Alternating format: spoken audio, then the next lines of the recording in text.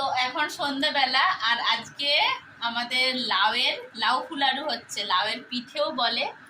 এখন এই যে কড়াই তেল গরম হচ্ছে আর আমি এখন লাউ ফুলারুটা ভাজবো। আর এখানে পুরো ব্যাটারটা রেডি হয়ে গেছে। আর আমার কিচেনে লাইটটা একটু কম আছে, ওই জন্য পরিষ্কার ছবিটা আসছে না, একটু আবছা আবছা আসছে। তেল এসে গেছে। ফার্স্ট টাইম করছি তালের বড়া। এটা তাল না, ডালের বড়া করি, মানে এই লাউয়ের বড়া। মা তখন খুব বানাতো, খেতাম।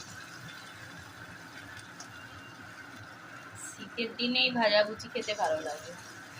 সেটাই, ভাজাভুজি কেন, সব খাবারই খেয়ে মানে শান্তি। গরমের সময় তো খেয়েও শান্তি নেই আর ঘুমিয়েও শান্তি নেই।